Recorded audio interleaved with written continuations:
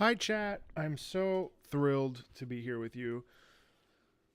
So, over the Thanksgiving break, I had the immense pleasure of playing. Well, pleasure. Do I want to call it a pleasure? Because it wasn't necessarily a pleasure.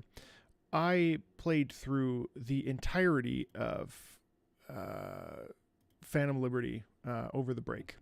And it was a really fascinatingly painful experience, I would say. Uh, I think I think CD Projekt Red did such a great job of creating this bleak world where there really is nowhere to turn and nowhere to run. And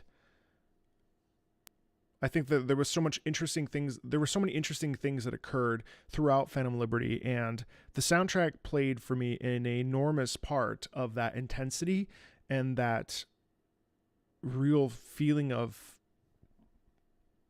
spinning out of control and really by the end I really felt like I had a hole in my chest for a variety of different reasons. And I don't want to get into spoilers. I'll do a spoiler musical review here soon with clips from this live stream. But what I wanted to do as I was listening to this at the gym the other day, and never looking back was one of my top 5 songs on my Spotify Rewind Wrapped playlist, which is surprising considering Phantom Liberty just came out 4 months ago or something, 2 months ago, 3 months ago. Anyway, with that said, I wanted to take some time here and go through each track with you. And feel free to share your perspectives and feelings and everything in between about Phantom Liberty in the comments as we listen to these tracks. Yeah, I'm going to have a lot to say. I'm going to stop and start quite a bit. I hope you enjoy this live stream. So hello to everybody over on YouTube and hello to my friends over on Twitch. Let's get started.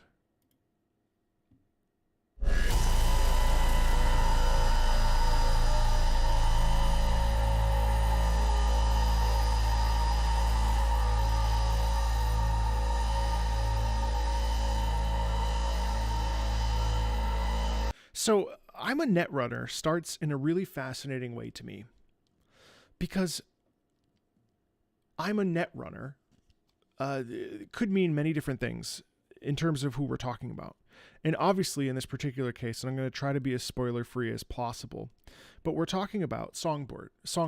When we first meet her, she approaches us, we go into this back alley and we have our relic meltdown there. And right away, there is the sense that Songbird can't necessarily be trusted. And that there is this sort of like, I don't know, this seems like a situation that could not be good. And the way that this particular track starts, and this is one of my favorite tracks in the soundtrack, is this wide open, grinding sound quality, right? And you hear it right away. And it feels like it feels like that what V must feel like when that relic is pulsating within them, right? And it feels like I can't, or it feels like with Songbird, when the black wall, when she tries to breach through that wall, and you get that sound quality in the red visuals when the Chimera, is it Chimera? When the Chimera takes over, and she loses control, and we lose her. And so right there, right off the bat, the first 16 seconds of this entire soundtrack, it feels like you can't, it's this unrelenting, powerful force. It's incredibly effective. And then what's even better is what comes next.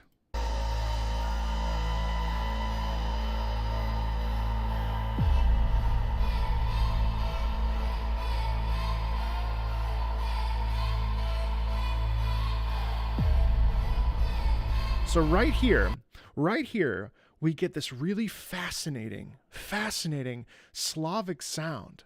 And what I love about this in particular is a couple different things. If we just circle back really quickly.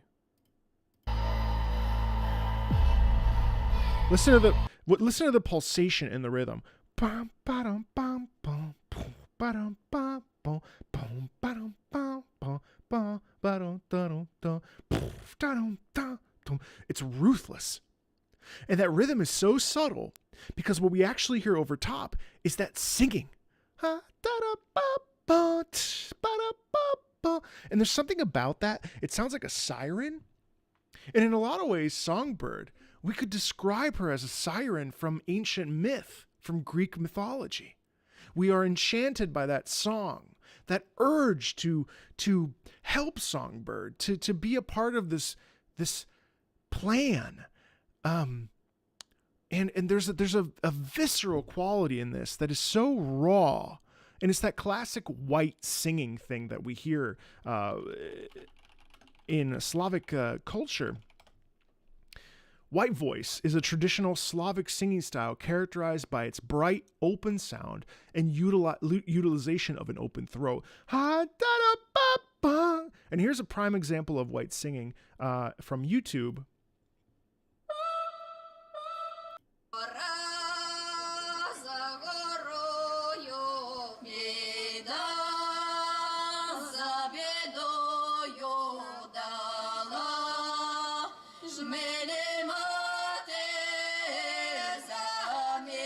It's very, very,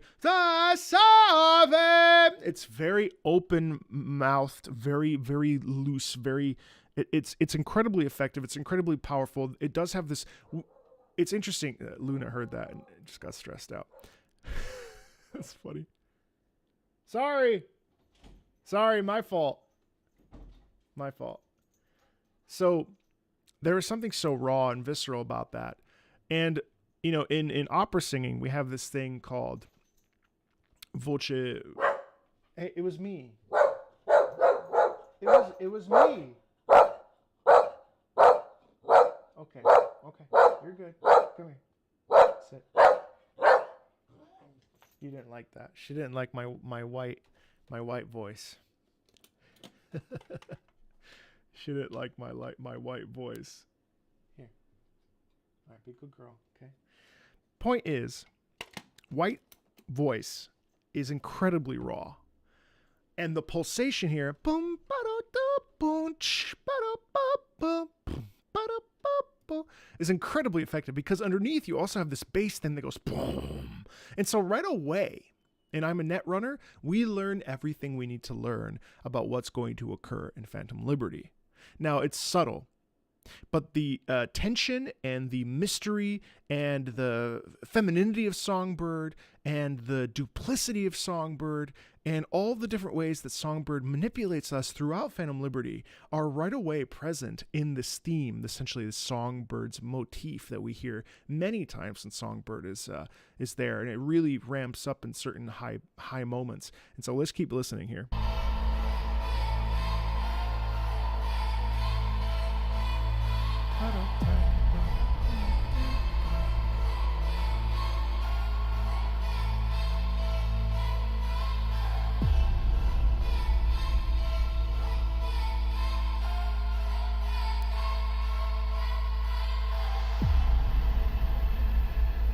Then we have a shift here.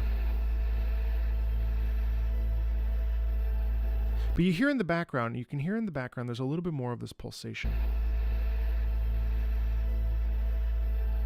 So you have the long drone reverberates inside of you. It sounds like breathing. You hear that? You hear this right here? It sounds like breathing.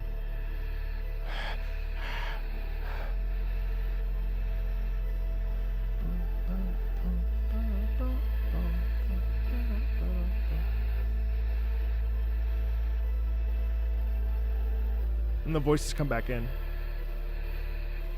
pretty soon.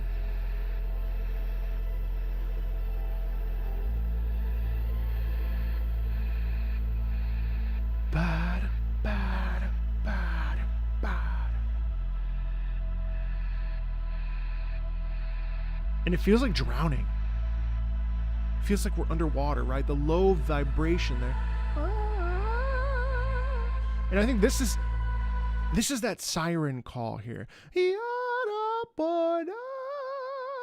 Listen to the way that now we are entranced by Songbird. We are lured in by Songbird. There's a feeling right here. We have the sustained quality. And yet, now we have melody. We have true melody. Now we're not rhythmically based. We're based in melody.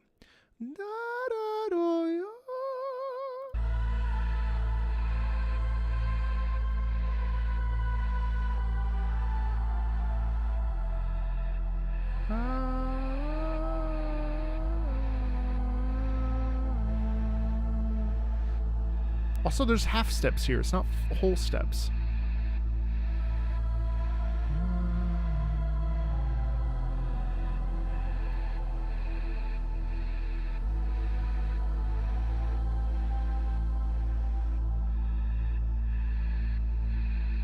Tulia.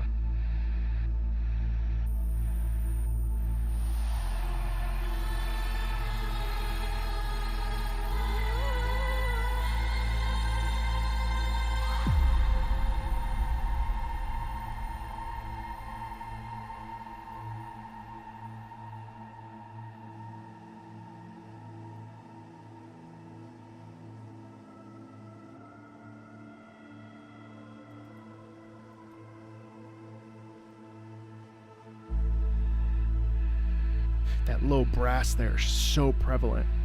Boom.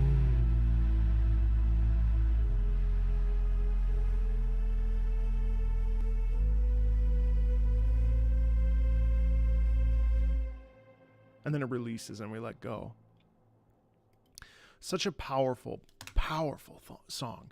I almost said powerful thong. It's a super powerful song that I think it cuts so deeply into, I think, the ethos of Songbird, the sense of desperation. You know why if you've played. I'm trying not to spoil this for someone who hasn't necessarily played this yet. But yet there is this incredible feeling of, I need you. But I don't just need you. I'm going to convince you that you want to help me. I'm not going to ask you for help, even though I do ask you for help. I'm going to inform your decisions based on how I talk to you, how I rely on you, and you're going to be caught up in my spider web.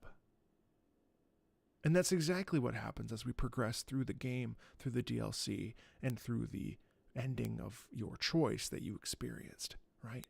One of the most incredible tracks of the entire year is I'm a Netrunner. It is incredibly visceral. Now, I may talk less during some of the battle themes because I think that they do a really good job of giving the impression.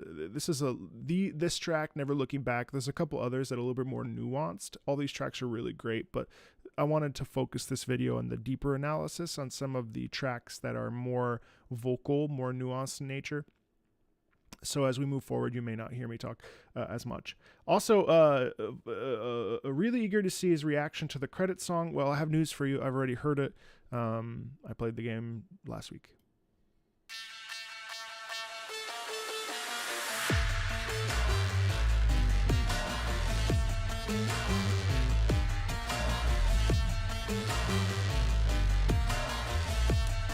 Hey, Philip.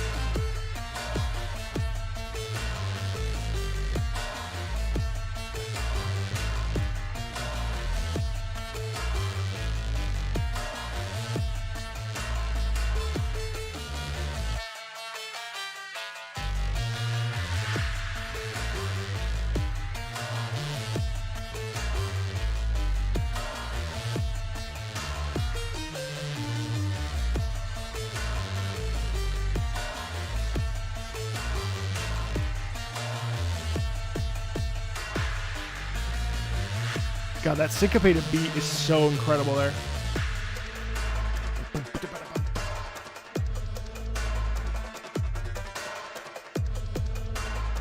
What's up, Aaliyah? How you doing?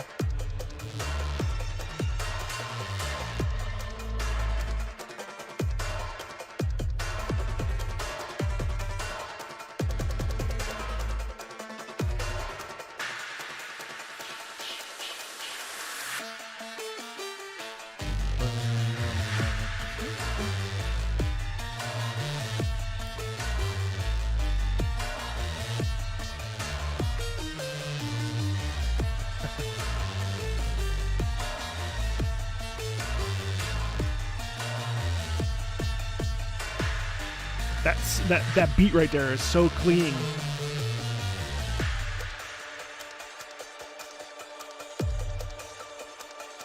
See, but even here we don't actually we actually get some introspection here. So it's interesting because it is a pretty big loop for 2 minutes. And yet, as we move through this entire section, there is an inherent feeling of confidence, and I think part of that plays because of the way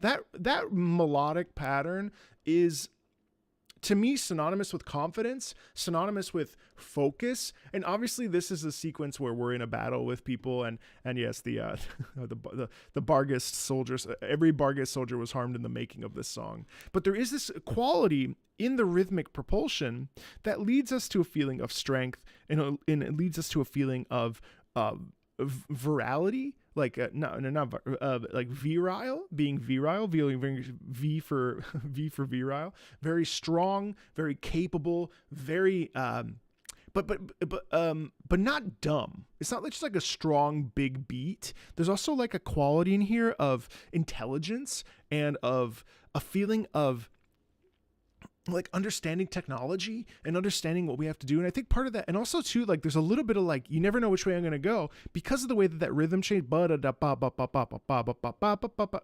a really interesting stuff. And then now we pull all the way back, and now we have a little moment of introspection.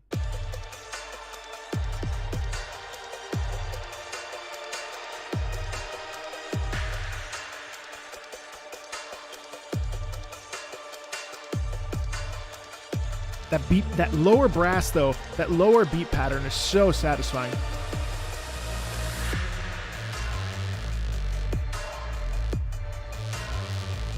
The grind and the science fiction sound of this synth thing is...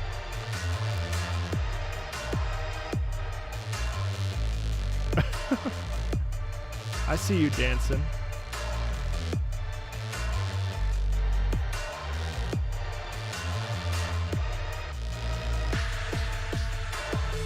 Right there. So good. What a great battle theme. Great battle theme. So On the Prowl is a slower piece, if I remember correctly.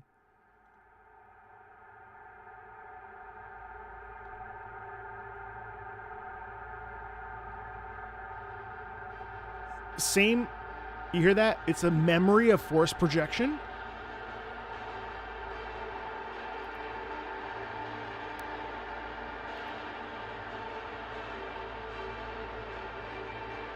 And I actually really dig this because this is probably the moment in the game when we are moving towards a trying to find safety.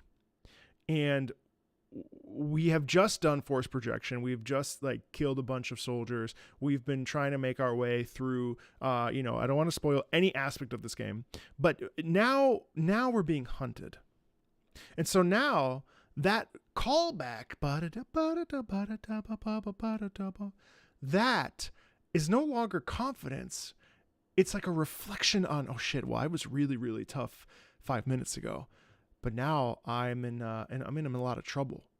And so it's interesting how like something subtle like that, just a little callback to something that we've already heard before that was much more prominent and much more obvious and much more challenging and much more, tough. Now all of a sudden it's like, oh shit, okay. Pull back.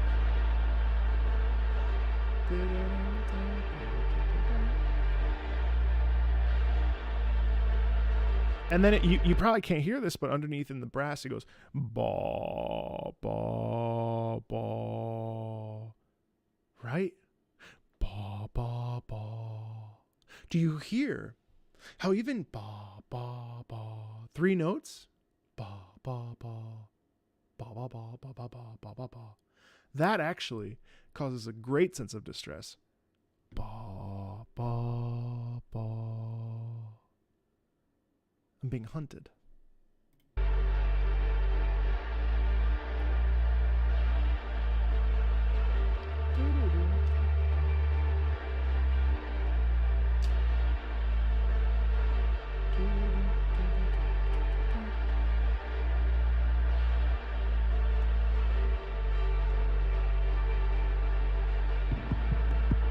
Now we have a big shift. Now you can't control any of this. It's like being hunted. It's like footsteps. Same motif as force projection.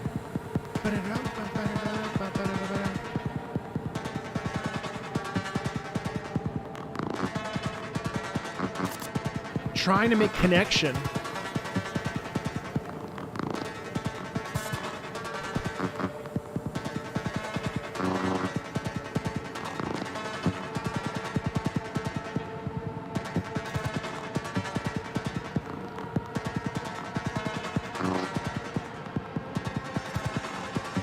And that was like an organ quality in here.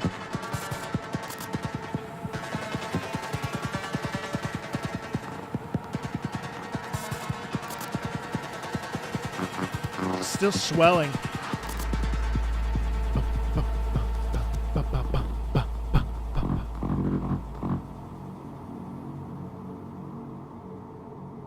Now we pull all the way back.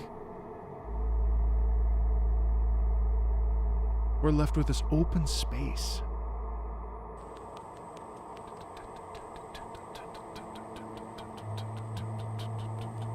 Ticking clock.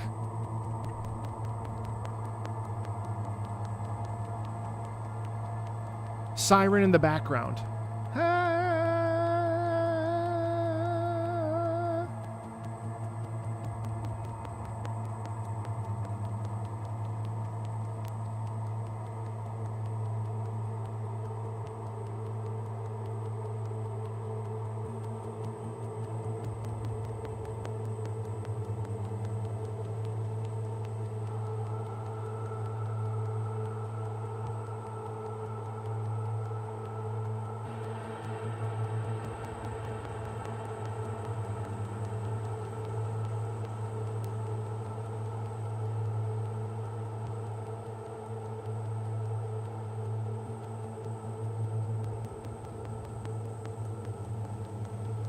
And do you hear how, like, this whole track has been extremely subdued, right?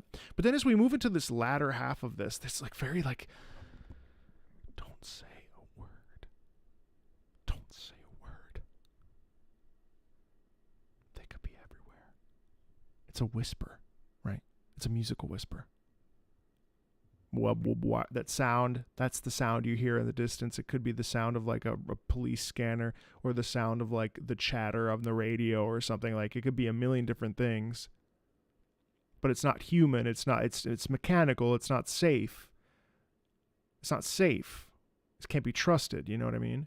And then there's this real feeling here of just like looking around, not feeling good about what's coming, being concerned, being afraid, being fearful, being nervous.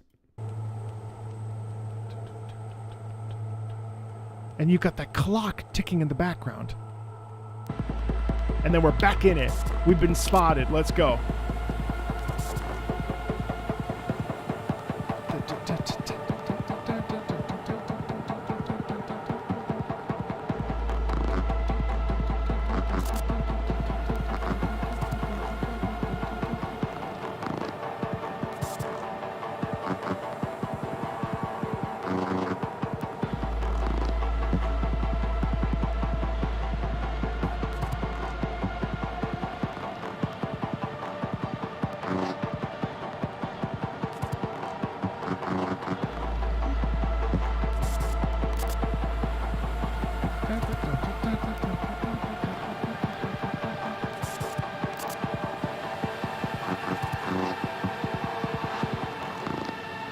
Right here, long sustained strings.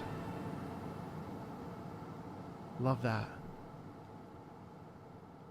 That is some glorious tension setting, especially when we come from the previous track, Force Projection, which is all about feeling like an absolute badass and feeling very confident and capable and efficient, and like a military cybernetic savviness. That is incredibly good. A Bravo Foxtrot, of course, a BFG, big fucking gun, a reference to Doom. I don't think this needs any real explanation, does it?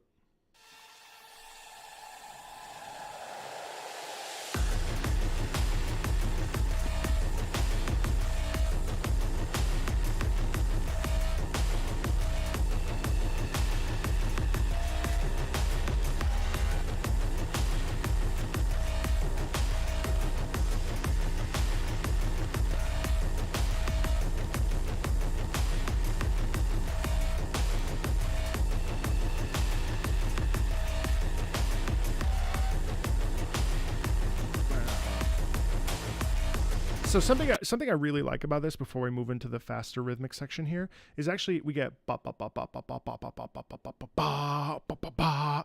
So I actually think that that's what makes it tense. Now, obviously, this is the fight with the Chimera. Chimera? Someone clarify in the comments. But the thing is that this is very mechanical for that reason, because we're fighting a giant creature, right? We're fighting a giant mechanical being, right? We're fighting this thing that we shouldn't be fighting, but we have to. And in this particular moment, what creates this sense of intensity is the rhythmic pulse. And also, of course, this synthetic quality that exists in this is very, very like refrigerator vibrating, you know what I mean? It's very somehow it's still very organic sounding, despite the fact that it's extremely mechanical and extremely man-made. And I think that's extremely effective, obviously. But there is something about this, right? Right? Like that stretching short, long. There's a little bit of antagonism in there, which I find really, really cool. And it's going to switch here in a second.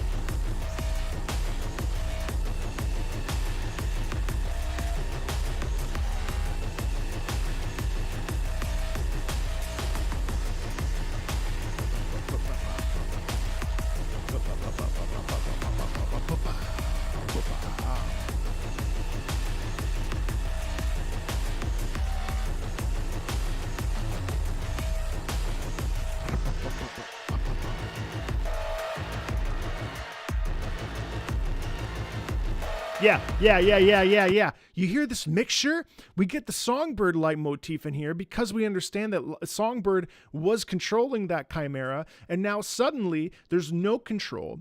And so you get a little you get a little bit of the motif from the very beginning first piece, I'm a Netrunner. The only difference is it's very subdued, and the mechanical aspect is pushed way forward because of that juxtaposition of the fact that she's no longer in control. And so you get this deep, deep mechanical heaviness mixed in with a little bit of that background of Songbird in there. It's so subtle, but extremely cool.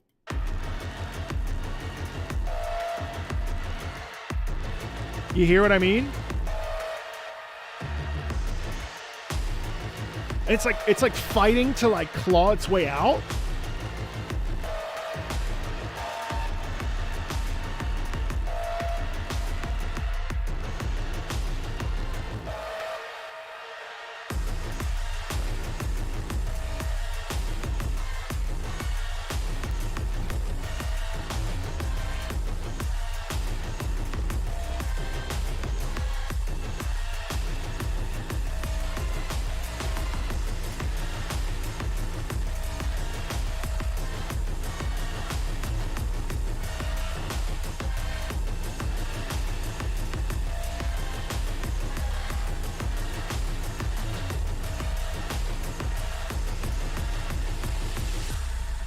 Love that.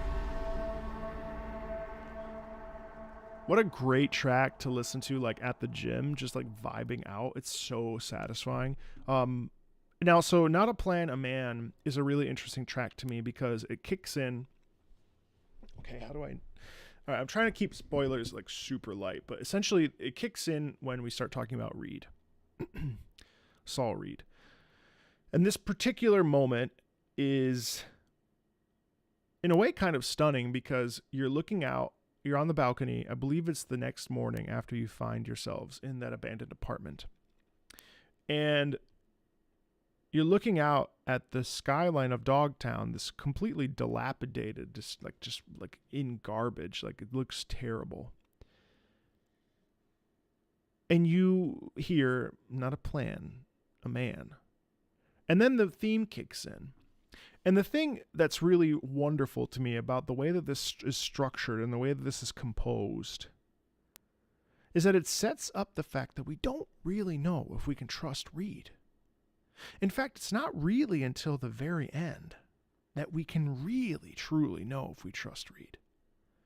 And so now we create opposing forces. The music describes Reed in a irreverent, well, in a reverent, almost godlike sort of way, putting Reed on that pedestal, this sleeper agent that's gone into hiding.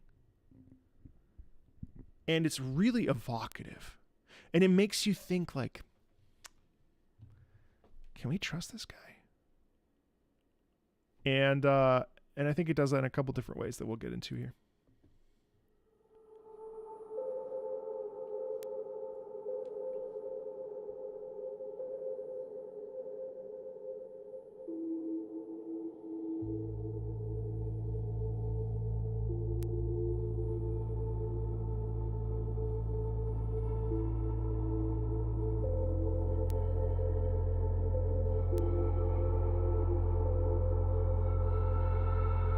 But before we go on, I want you to take a look at this build-up. This build-up is actually like sublime, because what's happening here is that we're essentially, you already get a hint of it. You already get a hint of the melody, but it's drawn out. So what we have is a slowed down rhythm that we're going to then speed up into a full-blown melody.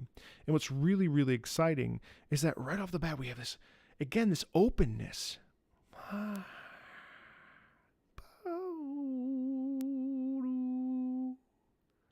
And the thing is, we really don't know if we can trust Reed.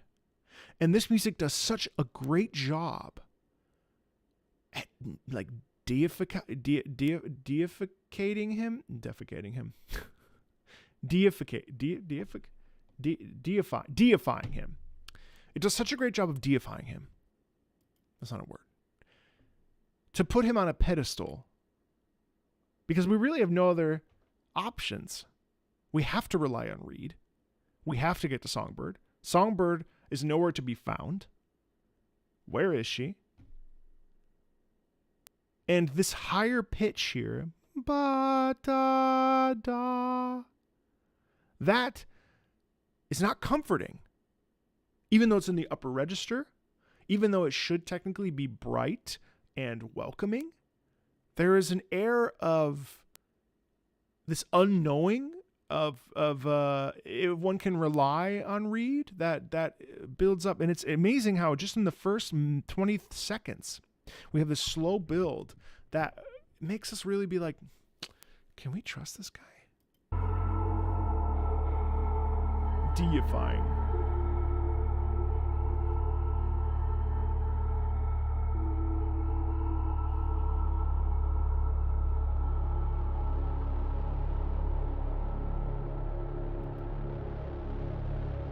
And that soundscape right there, that is a clear indication that not everything is as it appears, and that it's a bit of a question, a musical question. Can we trust this person?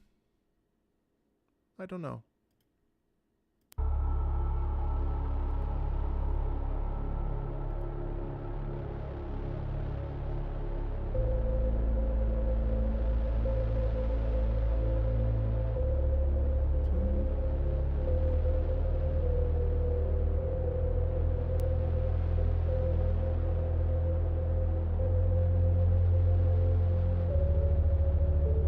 And that right there. Bum, bum, bum, bum, bum, bum, bum, bum. I don't think I can trust you. Solomon Reed has clearly seen something. I don't know what. But he's seen something that makes me feel like I'm not sure that this is going to be an ideal plan. Right? Just that little bit of dissonance there, augmentation, creates a real sense of, what the fuck? I don't know.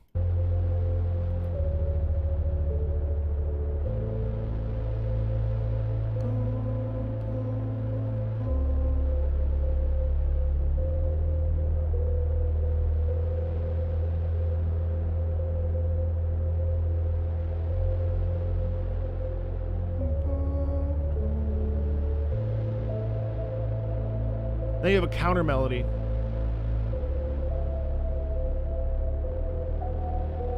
Listen to that. You can actually separate these two if you want to. You've got the ba ba ba ba ba ba ba ba, and then you have this other melody that comes over top, and it's almost like there's a discussion happening internally, right? Because it's almost like even though we don't know anything about Saul Reed at this moment, there are two distinct ideas about this. And you could even say that Not a Plan, a Man is actually speaking on the broader subject of what happens in this DLC, where you're forced to choose between this and that. You know, there is a real like a knowing of like what's going on here, and the duplicity of everything is everywhere.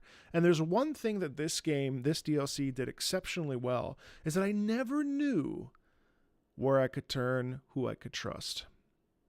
Whether I put my faith in Myers, whether I put my faith in Songbird, whether I put my faith in Reed and in Alex, there was no way to know what the best path forward was besides doing it, right?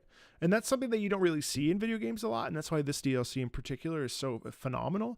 And I think that, coupled with the musical layering here, there is just so much that's in the subtext musically that can aid this entire process of telling the story. And that's huge. That's huge.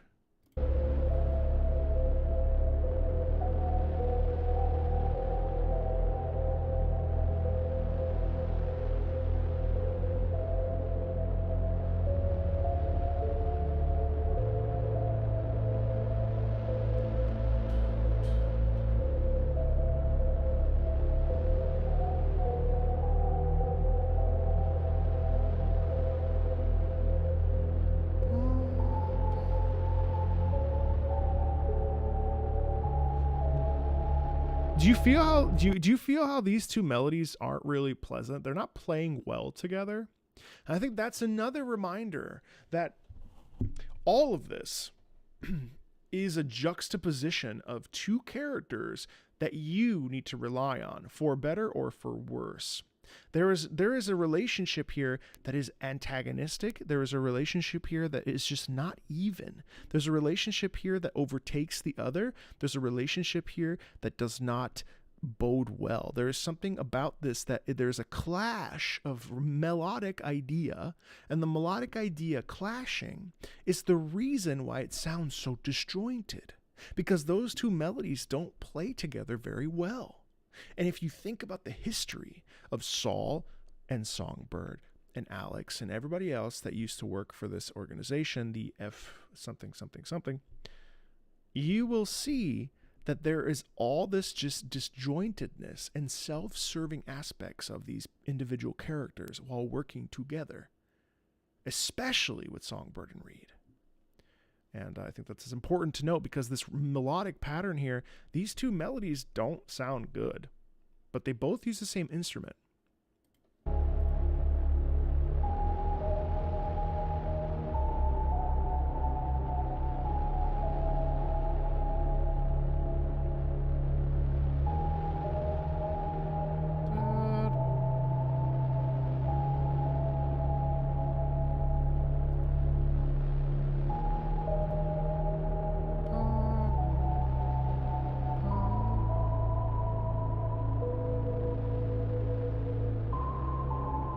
Yeah, but that too. There's all these little subtle hints of just incredible tension. Ba-dum, ba-dum. That's augmented. It's not in the key structure. It's out of the key. And so automatically you go, you perk up a little bit. And that's a little uncomfortable, you know?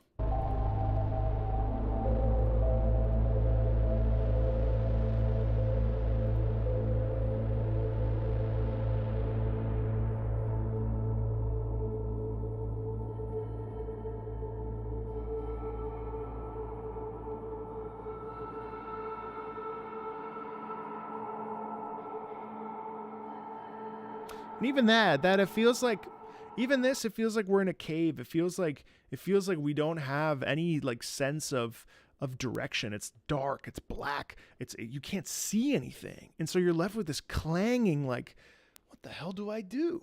You know what I mean? There's a sense of unknowingness in that ending that is incredibly interesting. And I think that these are these tiny little things that make soundtracks unbelievably amazing when they're connecting to story beats in video games. That piece is incredibly powerful out of context. Really, the whole soundtrack is very good out of context. But in context, which is hard to find, actually, I would say. But in context, that view of the sun rising, staring out at Dogtown, talking to Myers, explaining Reed, explaining his history, explaining his background, that's not... There's an intensity there that is incredible. So, Infiltration, Compromised.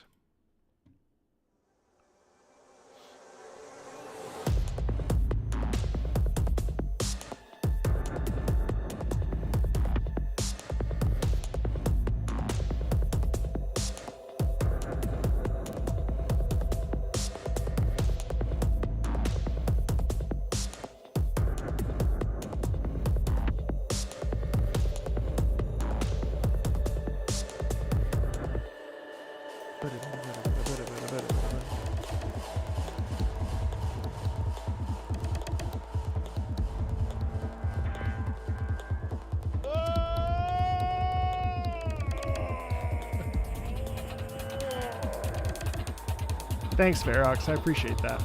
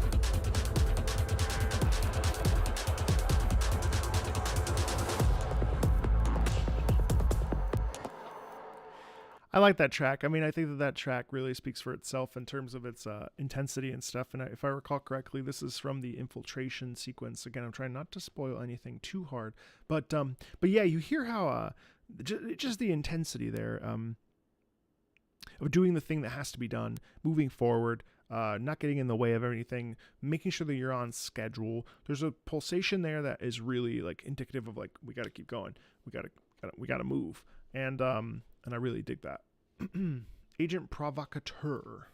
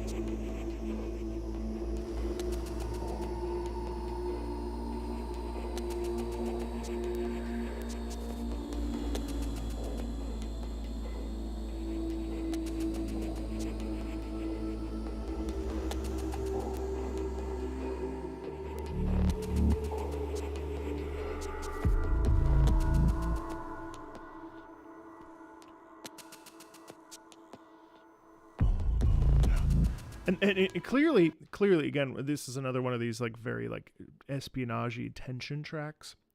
But I think what really sells me on it is the bum bum bum bum bum,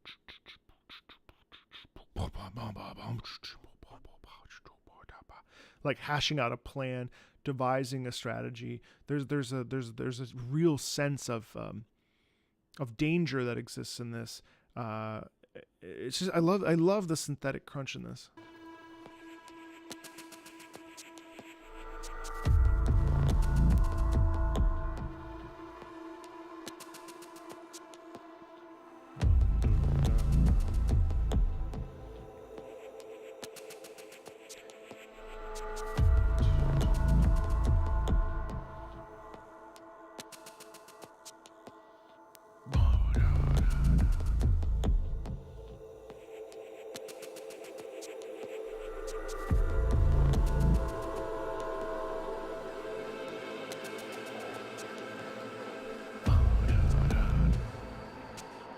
It does sort of feel like a clock, doesn't it? Like a ticking clock, a ticking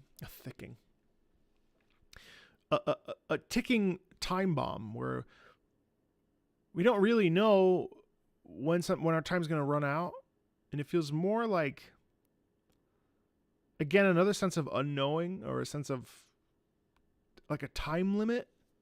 Yeah.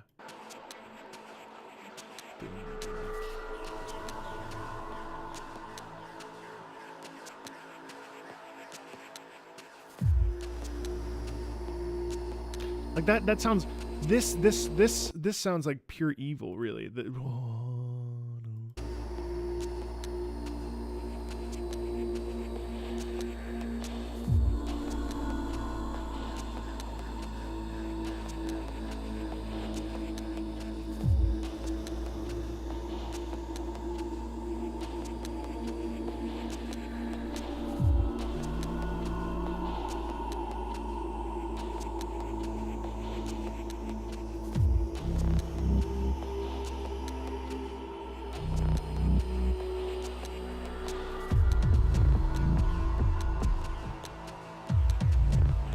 That's so sweet, Arcos. Thank you so much.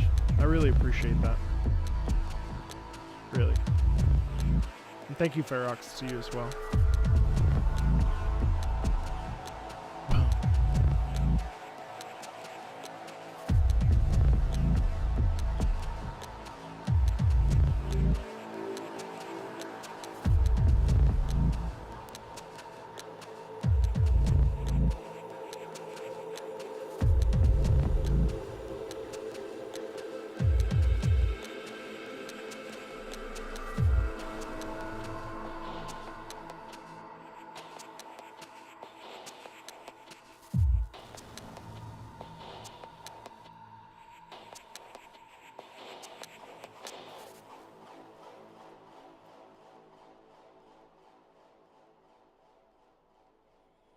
Yeah, I think that this track and the previous track are Infiltration, Compromise, Agent Provocateur. These are the tracks that are really good in context. I think they really work within the context, and I think that's okay. Not every game song needs to be perfect out of context, and certainly they're not going to be. Like ultimately, the game composer is writing for the intent of telling a story and for the intent of being a part of a story. There's a whole process that exists in order to.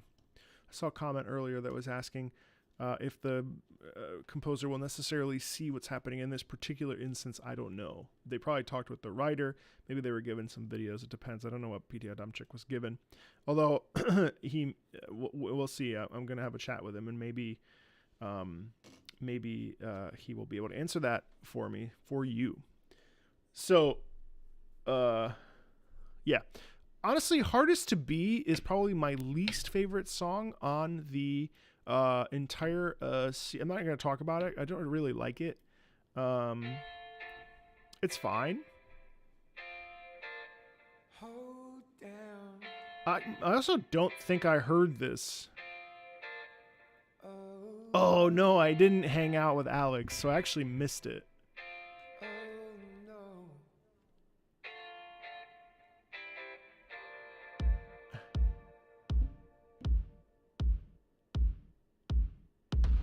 When I fall a distance. Never knowing which way's up, down. It's never what it seems when it's all I'm ever missing. And it feels as though I'm waiting. I wish I'd heard it in game. And I don't need no head in my hands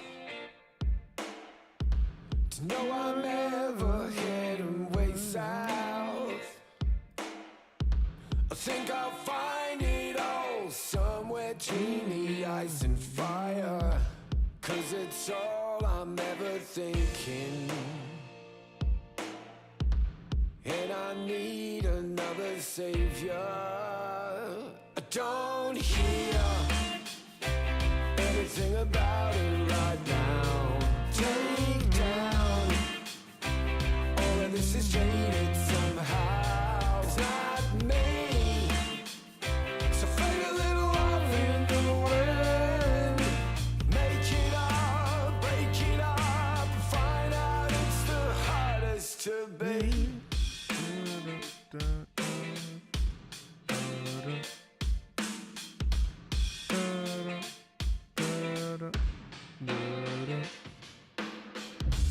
Never good at reading signposts. I lost my way at 1:15. I'd shed a tear if I could even conjure up emotion. And I'm hungry for a feeling. I don't hear anything about it right now. Take down all of it is jaded somehow. It's not me.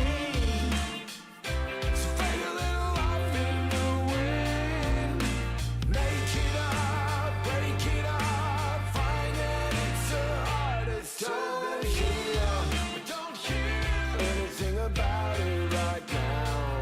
Take down all of this is jaded somehow. It's not me. So fade a little off in the wind. Make it up, break it up, find it, it's the hardest to be.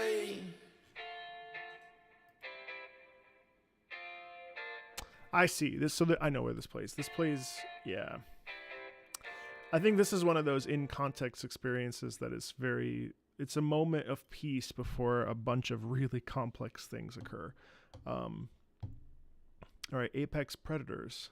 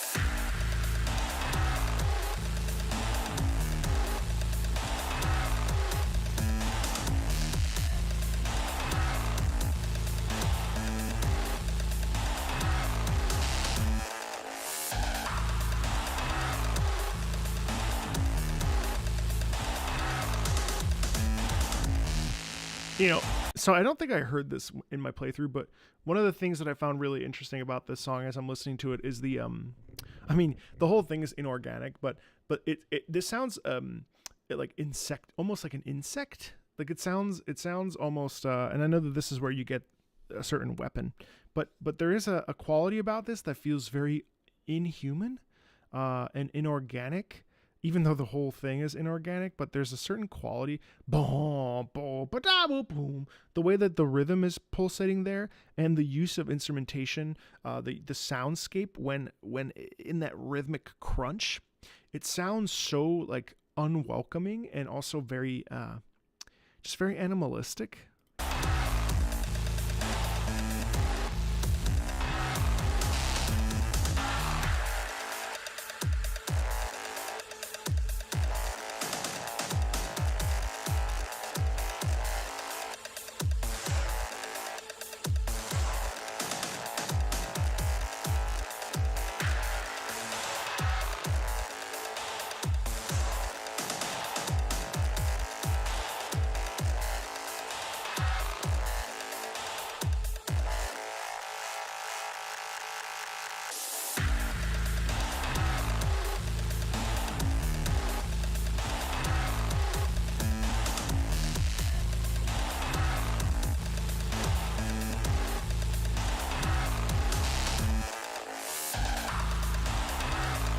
Yeah, that right there. Ba-ba-ba-bam. So we have this big ba ba ba ba ba boom. Right, that's all fine. But then you get this like ba-da-ba-da-ba-boom. It's so crunchy and so disjointed, so uncomfortable. It's really, really cool to listen to. Also, hey, Captain Argo Beatis, how you doing?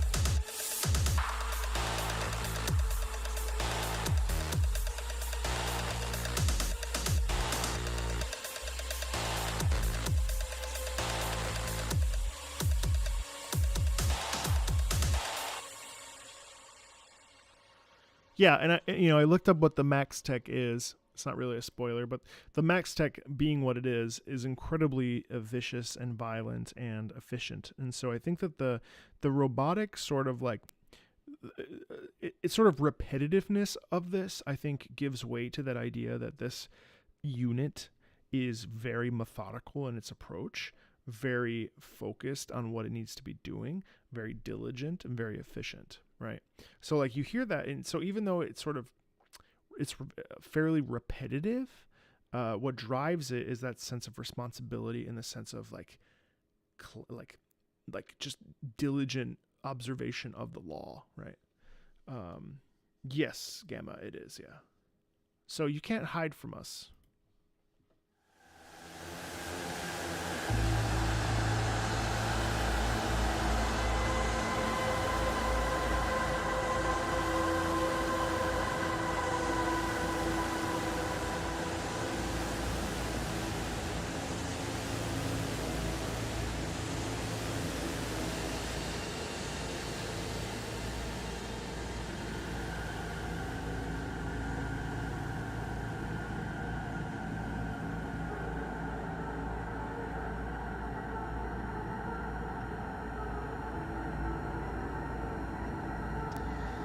I have a lot to say about this particular track. I also didn't hear this in the game that I played. So apparently, but you can't hide from us. So I was just reading some of the comments because I wanted to see what this was from and where it came from. And right off the bat, you feel the sense of isolation right here. You go yada. You don't hear isolation. I'm sorry. Da da da yo. What you actually hear is terror. Right, and then on top of that, you have over the top. It sounds like bees swarming, and you use that with the soprano voices.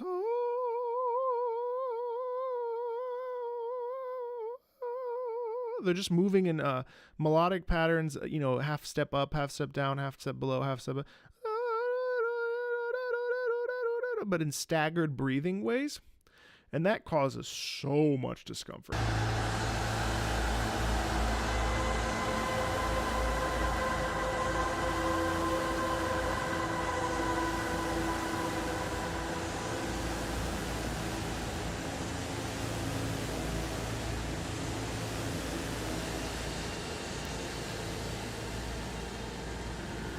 Right here.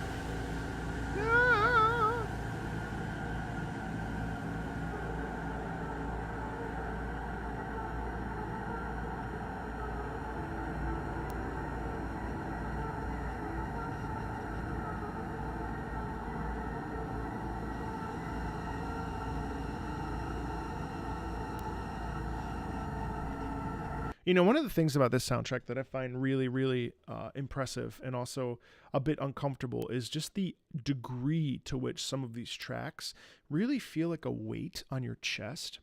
There is an oppressiveness that occurs within the soundscape here. And notice that sometimes these tracks are very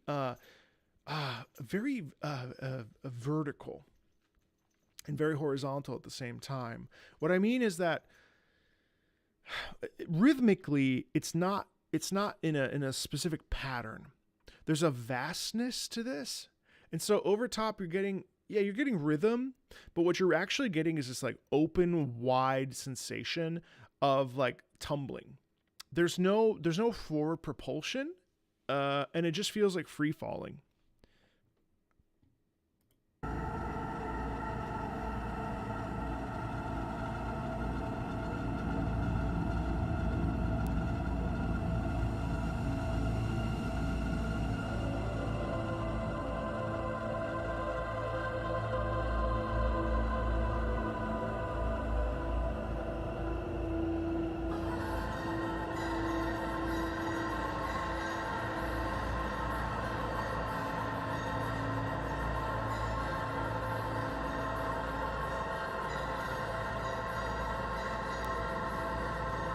So that is just ungodly effective at producing incredible discomfort. And the way that we're moving forward with that is a couple different ways. So you have one upper soprano,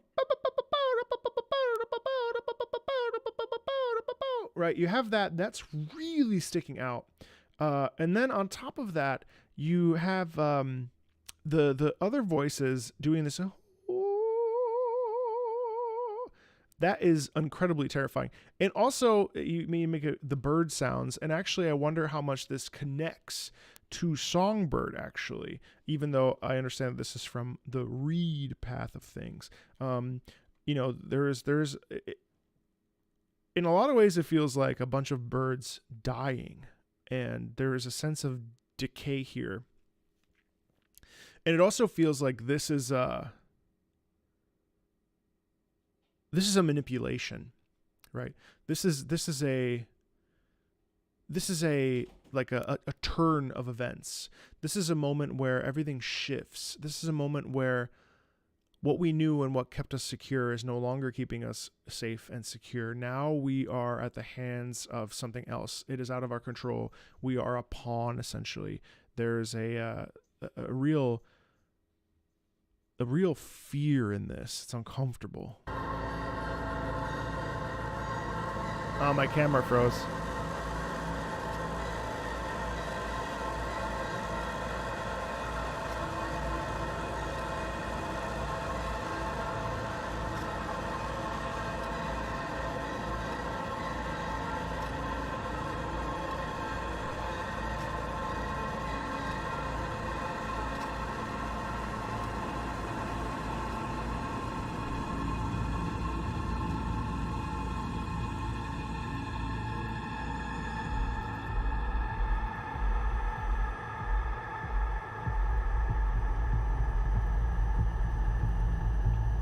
And now we're back in, right?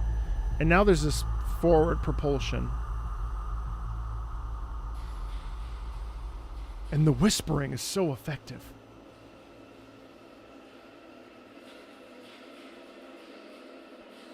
It sounds similar to the...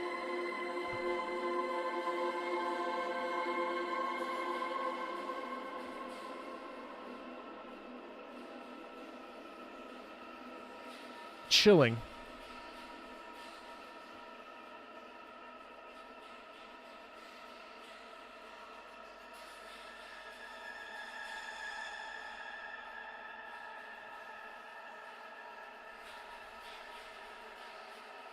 So you hear how it's the same rhythmic pattern as we had earlier, right? That's all there. And then now we have the whispering. And I'm telling you, this is the incredible diverse nature of the human voice, where we can take multiple different sound qualities. You can take white singing, white voice. You then mix it with this whispering. And you can have like just the gamut of emotional feelings and intensity. And it's terrifying. It's terrifying how the whispering can elicit, because it's not something we normally think about when we think about singing. Singing is always, fully voiced and with our chords coming together. But when you whisper, all of a sudden it can cause deep senses of discomfort and fear, because all you have to do is just pull away back and remove your voice, remove the tone. And now listen to me. It's incredibly effective.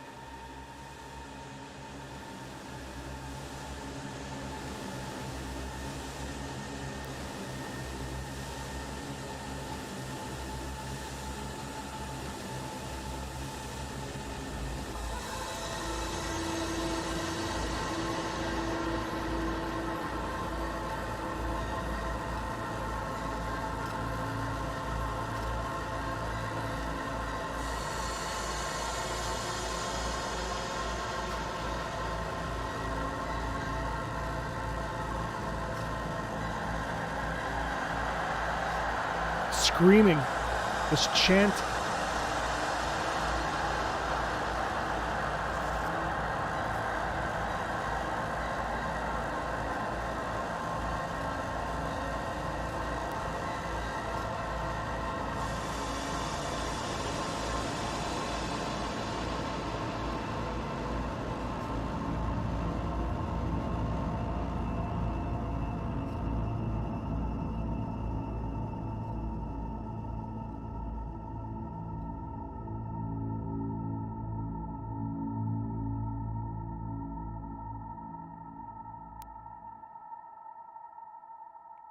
My God, that is incredibly oppressive.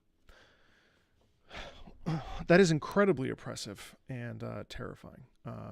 So I did Songbird's Path. So a lot of these particular tracks I didn't hear. I don't think I heard Contra la Luna either.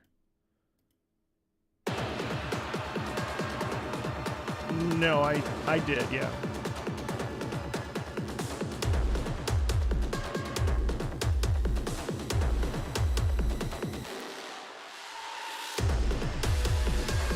Hi, Heron.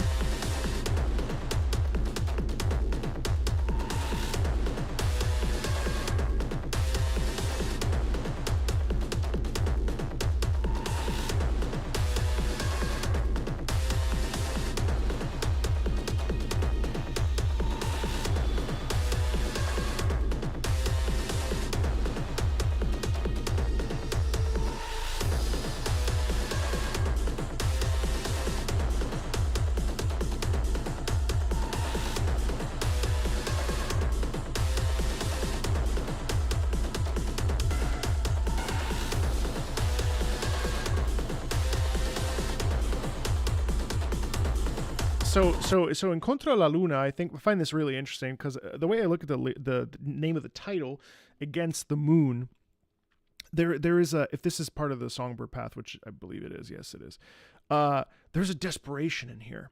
And this really feels, if I remember correctly where this played when I was playing, I actually died multiple times at this little corner. It was really tough because there was a lot happening, and like you're waiting on things to happen, you're waiting on there's certain things that occur that you gotta it's stressful. I'm not sure if this is where it plays. Oh yeah. It plays. That's right, because after this is Never Looking Back.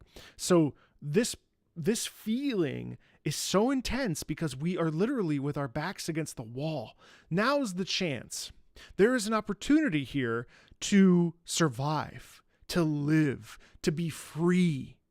And so automatically you have this rush of boom boom boom boom boom cha boom boom boom boom boom boom cha boom boom boom boom cha. There's an intensity there that's driving us forward with the rhythmic propulsion there, that you feel like I have nothing else. I have to live. I have to live. We have to keep going. This is a brutal moment, and many people have to die in order for us to do what we have to do.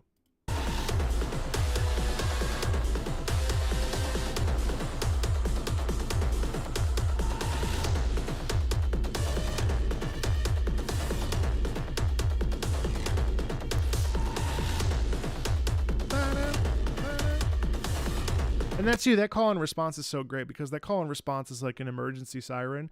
It's like, oh, we got to call the hospital.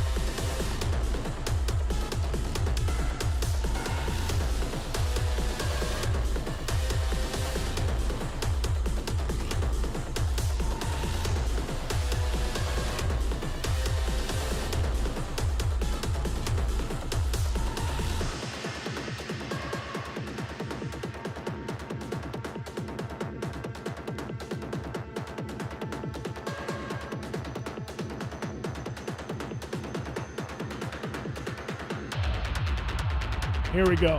Big shift.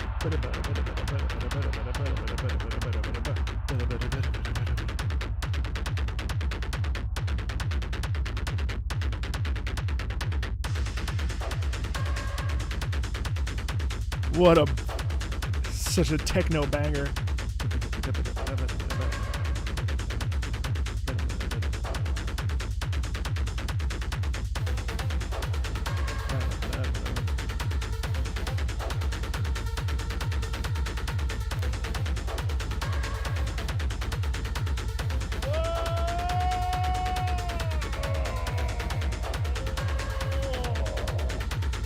Oh, thanks, Bacon. You have to do that.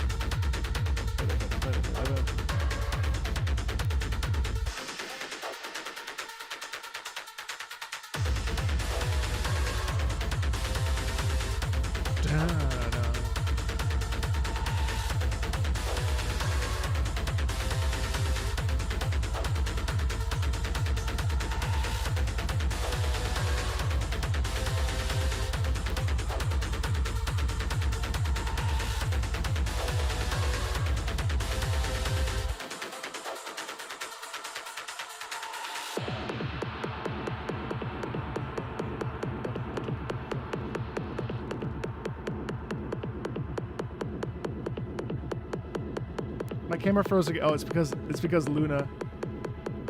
Oh man, I have something to say right here, but Luna sat on my camera. Hold on. Luna sat on the thing. Hold on. I have something pertinent here, because here we start to get a big shift here, because this is an insane moment, and an insane moment of desperation, and it's really incredible how this particular piece segues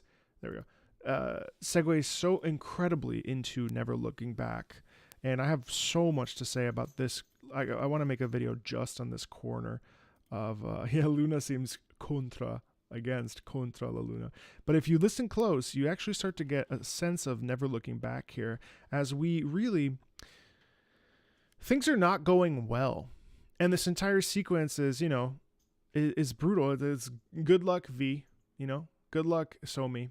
And then we dive in, right? And making the choice, I don't want to spoil too much, but making the choice to go with Somi. How do I not spoil this?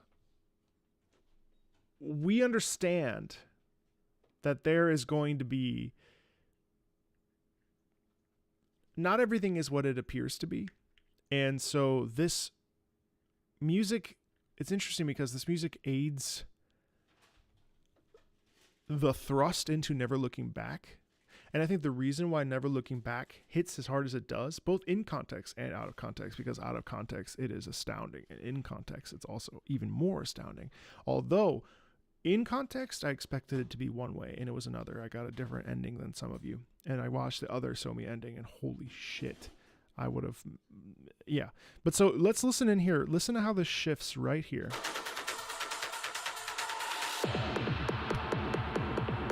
Right here, you hear the strings. The strings are already starting that Never Looking Back process. You're getting Somi's leitmotif, actually. Right there. Right there. Da, da, da, da.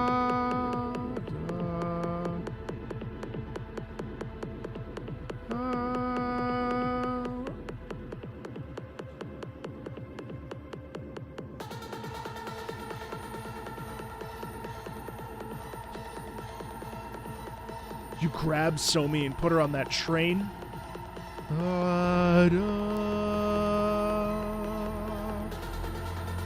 Right here. This is this moment of complete loss,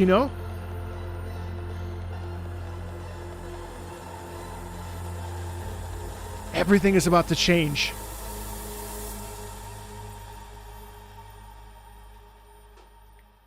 And then we lead into this.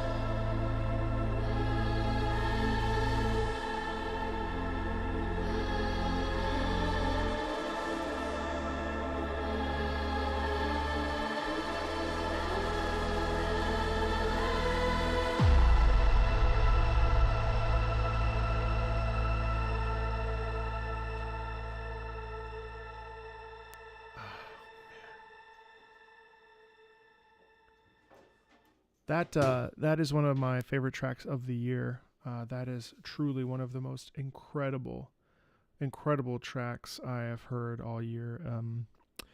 That track defies, like, it's incredibly passionate. And the thing is that track highlights a very huge moment in the DLC, and there are so many different options where that song plays. And it really is a situation where that song plays and it symbolizes just loss. It symbolizes death. It symbolizes end of hope. It symbolizes so many things depending on what playthrough you experience. And no matter what, the intensity there, it never goes away, whether it's in context or out of context. But I will say is that I remember literally turning to my fiance after this moment. I was sitting there speechless. My mouth was agape, kind of like it was during this entire song. And I said, I knew it. I knew it. And I felt, what choice do you have in that particular instance? It was too late to turn back. It was too late to go in a different direction. And all of a sudden, I said, I got caught. I knew that this was going to go this way. And there was nothing I could do about it, was there? And it was a damned if you do, damned if you don't scenario. And it was so incredibly powerful. And there's such a human element to this that is so visceral. And really, this entire track, there's a little bit of mysticism in this track. Like some of chat has said that. There's a bit of mysticism. There's a bit of magic almost. There's a bit of supernatural qualities of it. And I think like when we get to this degree of like talking about technology and talking about AI and talking about black walls and tech and everything, there is this sort of like superpower, supernatural element to this. But then when we get to this very end, it's crazy. And then you get into tests of loyalty. And this is really where the guilt starts to rack up, depending on what choice you make.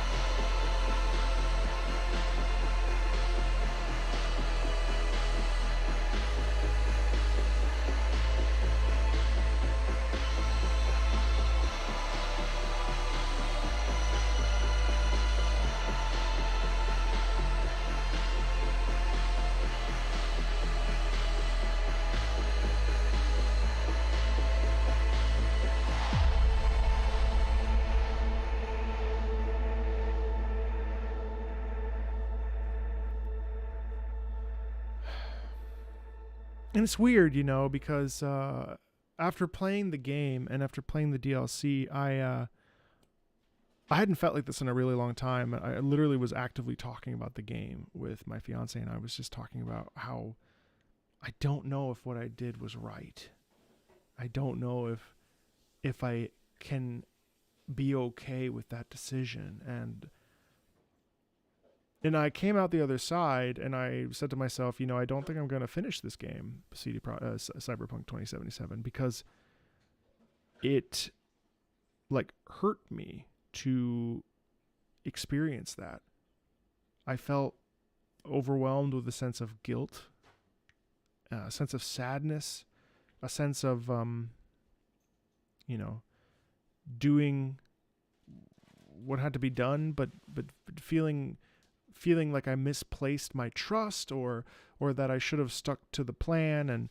And that intensity was something that I hadn't felt in a video game in a very long time, especially in my line of work where I'm playing a lot of games. I'm listening to a lot of music. I'm experiencing things in and out of context all the time. And yet when I finished, I felt a real sense of loss, without spoiling anything. And I think partially, and maybe even 70% of it was really because of the music. Now, I watched some of the other options that you can have in this ending, and I actually think that I kind of got away with the more good of the endings, the more benign of the endings. But there was one in particular that really just left me just speechless in terms of what happens. And I think that's the magic of this particular game and this particular DLC. I'm not going to finish Cyberpunk 2077, not because it's not a good game. It's in a place now where it's worthy of the praise that it receives. And if you haven't played it or want to play it, you should play it. However, that was almost too much for me emotionally, and I left feeling just stunned. I think never looking back into Test of Loyalty, into Phantom Liberty, I just sat here at this computer just speechless.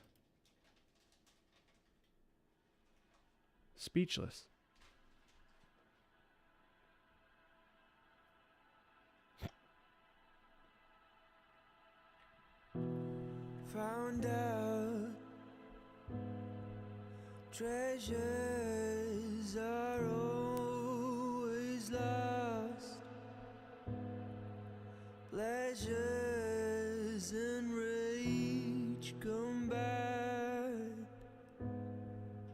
I'm watching you. Be careful with your moves. Yeah, it's right here, K9. Tonight, I think the time is right. I think the blood is drawn. It cries for more. So what are we waiting for? Wires and chains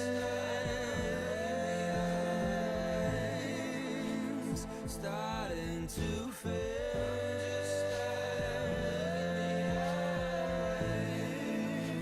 It feels like a game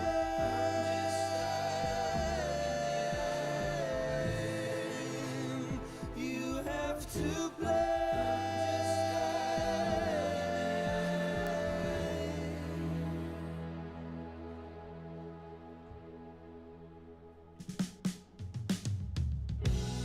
Lights out. Is this who you really are? Notice a little bit of the Netrunner melody underneath. Yeah?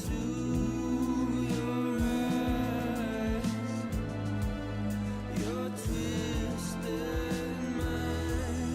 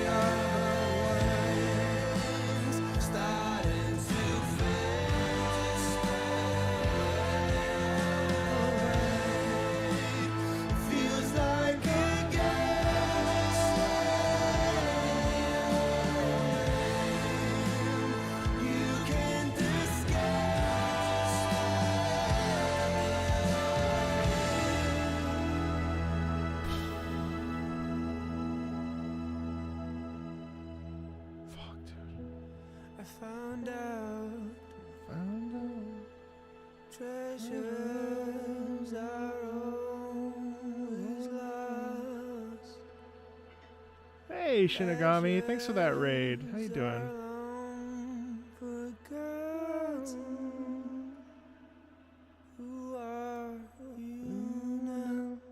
God, and the way that he ends and he just pulls back. No. Ugh.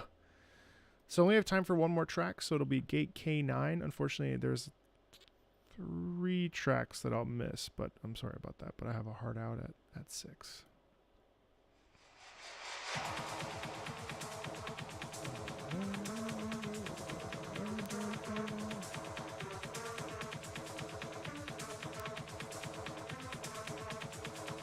Nice, Shinigami. Good for you.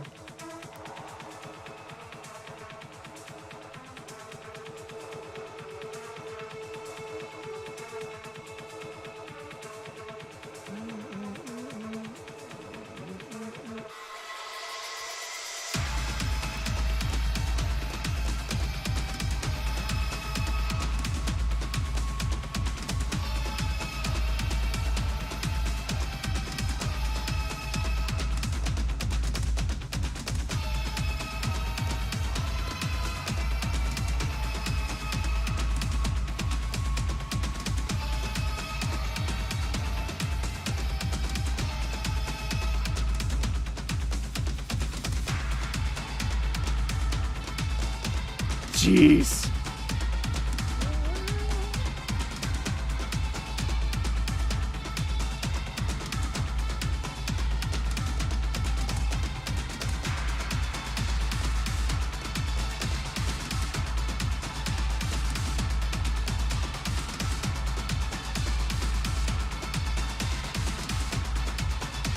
Oh my God, bro.